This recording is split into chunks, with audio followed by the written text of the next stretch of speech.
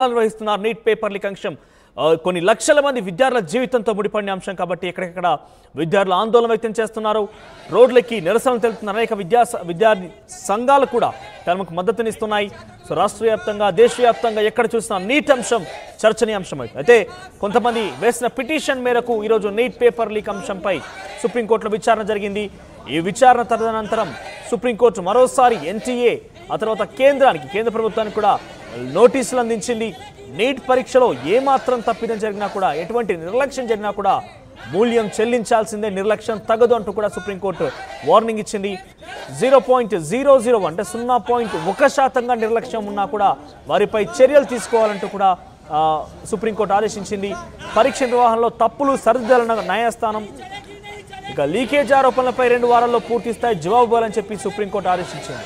విద్యార్థుల కష్టాన్ని మరిచిపోకూడదన్న సుప్రీంకోర్టు సమస్యలు పూర్తిగా పరిష్కరించాల్సిందని ఆదేశించింది తదుపరి విచారణ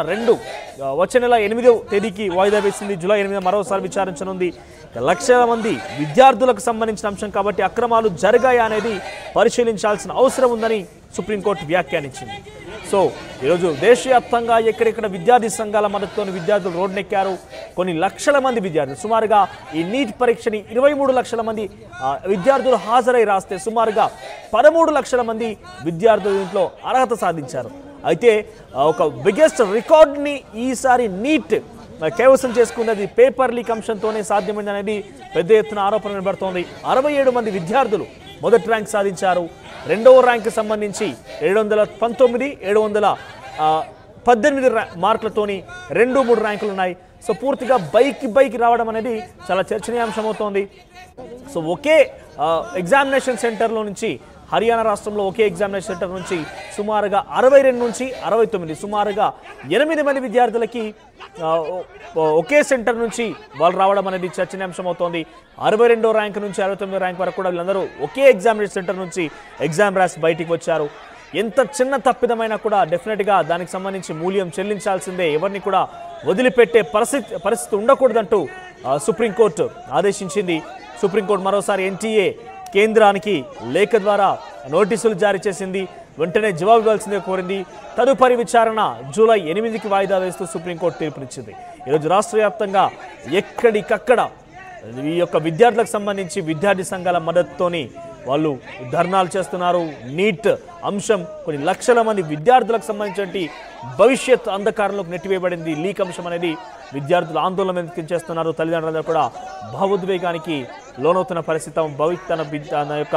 పిల్లల భవిష్యత్తు కోసం కొన్ని వేల లక్షల రూపాయలు వెచ్చించి నీట్ కోచింగ్ పంపించడం తర్వాత వాళ్ళ యొక్క పిల్లల భవిష్యత్తు బాగుంటుంది త్వరలో ఫ్యూచర్ డాక్టర్లు అవుతారంటూ కూడా అందరూ ఎక్స్పెక్ట్ చేసి ఉంటారు బహుశా కానీ పేపర్ లీక్ అంశం ఒక్కసారిగా వాళ్ళందరినీ కూడా భావోద్వేగానికి ఒక దుఃఖంలోకి నెట్టేసింది మాట్లాడడం ఈ అంశానికి సంబంధించిన ప్రతినిధి